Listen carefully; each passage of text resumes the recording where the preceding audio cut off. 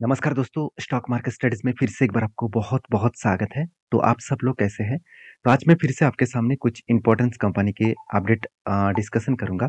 तो वीडियो को लास्ट तक ज़रूर देखिए और अभी तक अपने चैनल को सब्सक्राइब नहीं किया तो ज़रूर कर लीजिएगा। कंटिन्यूअसली इन्फॉर्मेशन और अपडेट्स पाने के लिए चैनल के ऊपर बने रहिएगा। तो चलो अभी देख लेते हैं कौन-सा कंपनी है इस वीडियो के अंदर। फर्स्ट जो कंपनी है जिसके बारे में चर्चा करूँ उसका नाम है जेएसडब्ल्यू स्टील। तो जेएसडब्ल्यू स्टील के बारे में बात करूँ तो कंपनी इंडिया के नंबर 1 स्टील मैन्युफैक्चरिंग कंपनी है। और आप सभी जानते हैं टाटा और जेएसडब्ल्यू स्टील बहुत पुराना रिलेशनशिप है।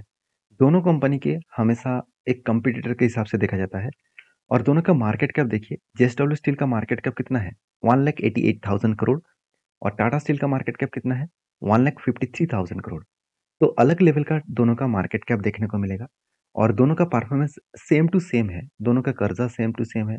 इबिट्टा मार्जिन और कंपनी का आरओसी दोनों ही सेम टू सेम है। और हाँ, एक चीज आप बोल सकते हैं कि कंपनी के सेल्स का ग्रोथ जो टाटा मोटर्स के ऊपर सेल्स का ग्रोथ नेगेटिव दिखा रहा है, मगर वहीं पे जीएसडब्ल्यू स्टील का पॉजिटिव दिखा रहा है। तो जीएसडब्ल्यू स्टील का कुछ पॉइंट्स आपको जरूर जरूर पॉजिटिव दिखेगा। जैसे आप देखेंगे तो कंपनी का आरओसी आरओई तो एवरेज है। पी रेशियो देखा जाए तो अंडर वैल्यूड ही है। कंपनी का डेप्थ ठीक है, हाथ में कैश भी है, इनकम भी है, प्रमोटर के पास होल्डिंग्स भी है। और सबसे मजेदार बात यही है कि कंपनीज के जो क्वार्टरली जो रिजल्ट है वो इस बार कंपनी ने अच्छा खासा रिजल्ट पब्लिश किया। जो टाटा स्टील ने इस बार करीबन 6,000 करोड़ के आसपास लॉसेस किए, उसी जगह पे जेएसडब्ल्यू स्टील ने पिछले बार लॉस किया था पिछले सालों में 900 करोड़ के आसपास, उसको रिकवरी भी किए और अच्छा खासा प्रॉफिट भी किया। करीबन 2,700 करोड़ के आसपास कंपनी प्रॉफिट भी जनरेट किया। तो अलग लेवल का यहाँ पे प्रॉफिटेबिलिटी देखने को मिले। अभी एज ए कंपनी का मतलब कंपनी का जो कैश फ्लो है, यहाँ पे एक चीज आपको जरूर दिखाऊंगा। और कैश फ्लो में आपको यहाँ पे जो देखना है वो है कंपनी का क्रॉस प्रोसीड फ्रॉम बोरिंग्स, मतलब कंपनी कितना कर्जा कंटिन्यू लेते जा रहे हैं। देखिए कंपनी जितने कर्जे यहाँ पे लिया है, रीपेमेंट्स ऑफ बोरिंग्स, मतलब उस पैसे को वो रीपेमेंट्स भी करते जा रहे हैं। इसका मतलब कर्जा भी लिया जा रहा है, बोरिंग्स भी लिया जा रहा है, उस हिसाब से रीपेमेंट्स भी किया जा रहा है। तो ये दोनों चीजों को आपको समझना पड़ेगा। तो कहने का मतलब है कि कंपनी का हर दिशा में हर पॉइंट ऑफ व्यू से एक अच्छा खासा ग्रोथ दिखेगा और शायद इसीलिए इंस्टीट्यूशन भी लगातार इसके ऊपर बाइंग कर रहा है। देखिए, कोई भी कंट्रीज के अगर इंफ्रास्ट्रक्चर का ग्रोथ हो तो उस कंट्रीज के सबसे ज्यादा स्टील कंपनीज का फायदा मिलेगा, क्योंकि स्टील का भी ग्रोथ होगा। क्योंकि स्टील बेचने वाला कंपनी इंफ्रास्ट्रक्चर के ग्रोथ में ज्यादा से ज्यादा काम पे लगते हैं और वहां पे कंपनी का रेवेन्यू और ग्रोथ भी ज्यादा देखने को मिलेगा। तो शायद इंस्टीट्यूशन पहले से ही होल्डिंग को इंक्रीज करते जा रहा है। और मतलब पब्लिक क्या कर रहा है? पब्लिक यही गलती करते हैं हमेशा। जब उसको कंपनी के ऊपर बने रहना चाहिए तब वो स्टेक को बेच देते हैं और जब उसको स्टेक को बेचना चाहिए तब वो माल खरीद लेते हैं। तो पहले देखिए इंस्टीट्यूशन के पास कम होल्डिंग था, अभी वो होल्डिंग को बढ़ा रहा है और उसी टाइम में पब्लिक क्या कर रहा है? होल्डिंग को कम कर रहा है। तो रही बात इस कंपनी के जेएसडब्ल्यू स्टील का जो चार्ट पैटर्न है उसके बारे में चर्चा करूं तो शानदार तरीके से क्या पैटर्न क्रिएट हुआ आप देखेंगे। तो शोल्डर कम शोल्डर, उसके बाद बिग हेड, उसके बाद फिर से शोल्डर, फिर से शोल्डर। तो फाइनली सारे पैटर्न्स को क्रिएट करने के बाद यहाँ पे ब्रेकआउट भी हुआ। ब्रेकआउट होने के बाद एक शानदार तरीके से एक वॉल्यूम भी क्रिएट हुआ और इस वॉल्यूम क्रिएट होने के बाद फाइनली यहाँ पे नीचे भी आए और वही लेवल को वो रिटेस्ट कर रहा है जो लेवल कंपनी के लिए एक स्ट्रॉन्गली क्या है? एक सपोर्ट है। स्ट्रॉन्गली यहाँ पे बार बार वो सपोर्ट को फेस किया और 200 डेज ईएमए के सपोर्ट को भी फेस किए। तो मुझे लगता है इस लेवल को वो तोड़ नहीं पाएंगे। मुझे लगता है, मगर मेरे लगने से कुछ नहीं होगा। तो यहाँ पे जिस तरीके से सिचुएशन क्रिएट हुआ, यहाँ पे रिवर्सल करके वो अप 10 में जा सकता है और यहाँ पे जो अगर अप 10 में गए तो टारगेट निकल के आ रहा है करीबन 1045 के आसपास। तो ऑलमोस्ट ऑलमोस्ट 33% के आसपास टारगेट निकल के आ रहा है। तो एक मेरे हिसाब से एक बेस्ट टारगेट बन सकता है। बाकी आप समझदार है, समझदारी से जरूर काम लीजिएगा। तो नेक्स्ट जो कंपनी है उसके बारे में चर्चा करूँ, उसका नाम है टाटा मोटर्स। देखिए टाटा मोटर्स के ऊपर हर किसी का नजर है क्योंकि टाटा मोटर्स यहाँ पे बता रहा है कि share hit record high today, मतलब कंटिन्यूसली वो रिकॉर्ड हाई करते जा रहे हैं और लगातार इस तरीके से हाई करने के पीछे कारण भी है। पहले बोल चुका हूँ, टाटा मोटर्स का जो नया आईपीओ है टाटा टेक्नोलॉजी सर्विसेज, वो जल्द से जल्द मार्केट में लिस्टिंग होने जा रहा है। उसका मैं डिटेल्स वीडियो आपको शेयर भी कर चुका हूँ। अगर वो वीडियो आपने नहीं देखा तो सैटरडे के दिन जाकर आप सर्च करना प्लेलिस्ट में, तो उसको वीडियो आपको मिल जाएगा। जहाँ पे मैं डिटेल्स में आपको बता चुका हूँ कि टाटा का जो आईपीओ है वो जल्द से जल्द आने वाला है और आपको अच्छा खासा वहाँ पे आईपीओ के बेसिस में अच्छा खासा ग्रोथ देखने को मिल सकता है। तो टाटा का आईपीओ आएगा, तो टाटा का आईपीओ, टाटा टेक्नोलॉजीज का आईपीओ आएगा और उस आईपीओ आने के बाद जो फंड इशू किया जा रहा है, मतलब आईपीओ के माध्यम से जो फंड इशू किया जा रहा है, उस फंड को कंपनी क्या करने वाले है, टाटा मोटर्स खुद के बिजनेस के ऊपर इन्वेस्टमेंट करने वाले हैं। और बिजनेस के ऊपर मतलब कंपनी का सबसे जो प्रॉफिटेबल बिजनेस है वो है जगुआर एंड लैंड रोवर, ये दोनों गाड़ी के ऊपर। और जगुआर और लैंड रोवर ये दोनों गाड़ियों के ऊपर कंपनी क्या बता रहा है कि जो पैसा टाटा टेक्नोलॉजीज आईपीओ से कंपनी को मिलेगा, वो उस पैसे को पूरा का पूरा ईवी सेगमेंट में काम करने के लिए, और वो भी जैगुआर और लैंड रोवर को ईवी सेगमेंट के ऊपर काम करने के लिए यूज करेंगे।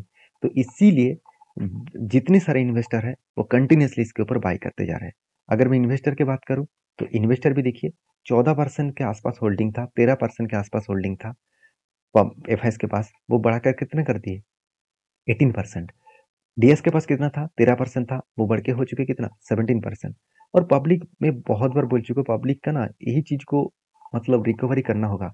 पब्लिक तब माल बेच देते हैं जब उसको माल नहीं बेचना है। तो देखिए वो पहले तो अच्छा खासा होल्डिंग रखे थे, मगर अभी जब होल्डिंग को कंटिन्यू करना चाहिए वो माल को बेच रहा है। देखिए यहाँ पे टाटा मोटर्स के ऊपर मैं दोनों ही बात कहूंगा।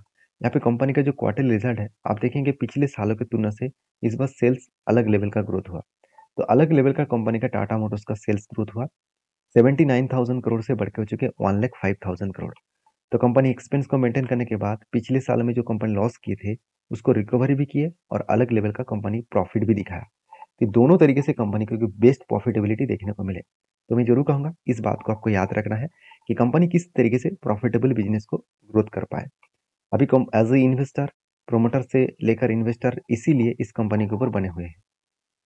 तो कंपनी के ऊपर जो लास्ट कुछ फ्यू डेज का डेटा दिखा दूं तो कंपनी के ऊपर अच्छा खासा एक एवरेज लेवल का वॉल्यूम देखने को मिले, 40% के आसपास यहाँ पे वॉल्यूम देखने को मिला है। अभी टाटा मोटर्स का चार्ट पैटर्न के बारे में बात करूं तो आप ध्यान से देखेंगे, जो यहाँ पे एंटी लेवल बना था, यहाँ पे क्या बना था, कप और सॉरी शोल्डर दो बार बना, उसके बाद एक बिग हेड बना, उसके बाद शोल्डर केड हुआ। जब भी इस लेवल को यहाँ पे शोल्डर को ब्रेकआउट किया था तब मैंने आपको वीडियो बना के भी शेयर किया और आपको टेलीग्राम में भी अपडेट दिया था। आप जाकर टेलीग्राम को चेकआउट कर सकते हैं, जहाँ पर आपको पहले से ही अपडेट मिल जाएगा। तो आप लर्निंग पर्पस में इस सारी चीज़ों को देख सकते हैं। तो यहाँ पे अपडेट मिला था एंटी लेवल का, और टारगेट देखिए ऑलमोस्ट टारगेट के आसपास है। अगर यहाँ तक टारगेट बने 700 रुपीज़ के आसपास अगर टारगेट बने तो करीबन 31% के आसपास टारगेट बन सकता है। और टाइम भी कितना लगा वो भी देख लीजिए। एंटी लेवल से अगर टारगेट तक मैं देखूँ तो ऑलमोस्ट ऑलमोस्ट 170 डेज। अभी 170 डेज का मतलब क्या है, ऑलमोस्ट 7 मंथ। तो सॉरी 6 मंथ, 6 मंथ के आसपास आप बोल सकते हैं। तो 6 मंथ में 30% का प्रॉफिट या कम है क्या? आप मुझे जरूर एक बार कमेंट्स करके बताना। तो फिलहाल के लिए टारगेट होना अभी भी बाकी है, तो देखा जाएगा टारगेट कब मिलते हैं। तो नेक्स्ट जो कंपनी है उसके बारे में चर्चा कर, उसका नाम है एमसुमी, मदारसन सुमी वायरिंग्स लिमिटेड। देखिए एमसुमी के बारे में मैं बहुत बार आपको डिस्कशन कर चुका हूँ। इसके ऊपर मैंने एक एटलीस्ट 13 मिनट का एक वीडियो आपके साथ शेयर किया हो, और जहाँ पे मैंने इस कंपनी के इन डेप्थ डिटेल्स, इस कंपनी के फ्रॉड क्या केस क्या है, इस कंपनी किस तरीके से बिजनेस को मैनेज कर रहा है, इसको क्या क्या टेंडर मिला है, प्रोजेक्ट कितना दिन तक इसका मिला है, कितने करोड़ का प्रोजेक्ट मिला और कितने सालों तक मिला, सब कुछ मैं इन डिटेल्स में आपके साथ शेयर किया हो। आप सिर्फ प्लेलिस्ट में जाइए, वहाँ पे आप सिर्फ सर्च करिए कि मदारसन सुमी वायरिंग्स लिमिटेड, बस आपको मिल जाएगा वीडियो। डिटेल्स में जो वीडियो है उसको जरूर देखना, आपको इन डिटेल्स मिलेगा। तो फिलहाल के लिए इस कंपनी का जो टेक्निकली चार्ट पैटर्न है उसको दिखाने से पहले कंपनी का परफॉर्मेंस में जरूर दिखाऊंगा। 26,000 करोड़ के आसपास मार्केट कैप है, हाई ग्रोथेबल कंपनी हो सकता है क्योंकि कंपनी ऑटो इंश्योरेंस सेक्टर के ऊपर काम कर रहा है। और सबसे बड़ी बात है कंपनी वायरिंग सेगमेंट में मार्केट लीडर है, 40% मार्केट शेयर अकेला लेकर रखा है। तो जो कंपनी 40% मार्केट शेयर लेकर रखे है तो उसके ऊपर हाई ग्रोथेबल होने का चांसेस भी देखने को मिल जाते हैं। तो कहने का मतलब है कंपनी का जो ग्रोथ है वो कुछ इस तरीके से देखने को मिला। और 26,000 करोड़ के आसपास मार्केट कैप होने के बाद भी कंपनी का आरओसी आरओई तो बेस्ट देखने को मिले, पी रेशियो भी 50 के आसपास है, इंडस्ट्रीज पी रेशियो 31 के आसपास है। डेप्थ के बारे में बात करूँ तो डेप्थ तो कम है, इनकम भी अच्छा खासा है और हाथ में कैश भी छोटा मोटा है। चलो सब कुछ कंपनी के ऊपर पॉजिटिव देखने को मिला। अभी वीकनेस क्या क्या है वो दिखा दूं। कंपनी पैग रेशियो अवेलेबल नहीं है, क्विक रेशियो 1% के नीचे है, ये भी एक वीकनेस है। और बाकी जो पैरामीटर्स है, EBITDA मार्जिन भी बेस्ट है, इंटरेस्ट कवरेज भी ठीक है, रिटर्न ऑफ एसेट भी ठीक है और ROC भी बेस्ट लेवल में देखने को मिला। तो कंपनी के हर पॉइंट्स अगर बेस्ट है तो कभी ना कभी उस कंपनी का तो धमाका होगा। तो क्वार्टरली जो रिजल्ट है वो भी देखेंगे तो कंपनी सेल्स 1800 करोड़ से इस बार बढ़ के हो चुके 2000 crore. First time company 2000 crore को क्रॉस ओवर की है, वो भी क्वार्टर्स में। सेल्स को साथ साथ एक्सपेंस को भी मेंटेन किए, उसके बाद कंपनी का प्रॉफिटेबिलिटी 116 करोड़ से बढ़ के हो चुके 156 करोड़ के आसपास। तो कंपनी हर टाइम्स में मतलब क्वार्टर बेसिस में और ईयर ऑफ ईयर बेसिस में दोनों में ही कंपनी का ग्रोथ देखने को मिला है। तो कंपनी इसके एज ए इन्वेस्टर शायद इसीलिए इस कंपनी के ऊपर खुद खुद का जो होल्डिंग्स है वो बढ़ाते चले जा रहे हैं। तो इंस्टीट्यूशन कंटिन्यू करना चाहते हैं, पब्लिक इसके ऊपर भी जितने होल्डिंग्स था उतनी होल्डिंग को कंटिन्यू कर रहा है और प्रोमोटर भी इस कंपनी के ऊपर होल्डिंग को कंटिन्यू कर रहा है। इसका मतलब कोई एक व्यक्ति इस कंपनी के ऊपर माल बेचने के लिए तैयार नहीं है। क्यों माल बेचेंगे? जब कंपनी का परफॉर्मेंस इतना शानदार हो तो हर कोई व्यक्ति उस कंपनी के ऊपर रहना चाहेंगे। और रही बात इस कंपनी का लास्ट कुछ फ्यू डेज का डेटा, आप देखेंगे कंपनी अलग लेवल का डिलीवरी उठाया जा रहा है, 50 से 70% के आसपास डिलीवरी उठाया जा रहा है। तो जब परसेंटेज इतना हाई हो तो उसमें ग्रोथ होने का चांसेस और भी हाई हो जाएगा। तो रही बात इस कंपनी के चार्ट पैटर्न का, तो मदरसन सुमी के ऊपर एक पैटर्न स्केट हुआ, यहाँ पे cough with handle pattern skate हुआ, तो ब्रेकआउट हुआ मगर ब्रेकआउट कंफर्मेशन नहीं हुआ। अभी ब्रेकआउट कंफर्मेशन का क्या राज है, मैं आपको बता दूं कि जब भी कोई रेंज आप मार्किंग कर रहे हैं उसके ऊपर कोई भी कैंडल आपको ब्रेकआउट होना चाहिए। तो ग्रीन कैंडल कोई ब्रेकआउट होना चाहिए और उस ग्रीन कैंडल के ऊपर आप मार्किंग कर लेना, उसके ऊपर आपको कोई ग्रीन कैंडल आपको क्लोजिंग होना चाहिए। मतलब यहाँ पे आपको मैं एक बार ग्रीन कैंडल बना के ही दिखा देता हूँ। आपको कुछ इस तरीके से ग्रीन कैंडल चाहिए, मतलब इस तरीके से कुछ ग्रीन कैंडल्स आपको चाहिए। तो जो इसके ऊपर क्लोजिंग दे वहां पे आपको एंटी बनेगा और वही एंटी लेवल आपको अच्छा खासा एक धमाका देने का चांसेस रहेगा। तो प्लीज़ इसके ऊपर स्टडी करके काम करना, क्योंकि अभी फ़िलहाल के लिए करेक्शन हुआ है, इसका मतलब ये नहीं कि सस्ते दाम में मिल रहा है चलो मैं बाय कर लूँ और बाद में मुझे और भी सस्ते में मिलेगा तो मेरा टारगेट बड़ा हो जाएगा। देखिए, जब तक आपका टेक्निकली चार्ट पैटर्न आपके साथ नहीं देंगे, जब तक आपको परफेक्शन नहीं देंगे तब तक एंटी मत लीजिएगा, क्योंकि आपको ये सब कुछ पेशेंस का गेम के हिसाब से देखना पड़ेगा। आप पेशेंस दिखाएंगे तो आपको प्रॉफिट मिलेगा, अगर आप जल्दबाजी करेंगे तो आपको लॉस भी लेना पड़ेगा। तो बाकी मैं तो अभी तक इंतजार कर रहा हूँ, जब इसके ऊपर एंटी होगा तो मैं आपके साथ वीडियो बनाकर भी शेयर करूंगा। वीडियो अगर अच्छा लग रहा है तो प्लीज़ लाइक भी कर दीजिएगा और चैनल को सब्सक्राइब भी कर दीजिएगा। और हाँ, अभी तक आपने डीमैट अकाउंट ओपन नहीं किया वो भी कर सकते हैं, नीचे सारे लिंक्स अवेलेबल है। तो नेक्स्ट जो कंपनी है जिसके बारे में चर्चा करूँ, उसका नाम आप देखेंगे तो उसका नाम है कोचिन सीफर्ड। देखिए, कोचिन सीफर्ड जो है वो लगातार एक धमाका दिया और कंपनी आपका फंड को 3 गुना कर दिया। 1 साल के अंदर अंदर 3 गुना कर दिया, तो शायद इसीलिए कंपनी के ऊपर एक बहुत बड़ा अपडेट भी आ चुके हैं।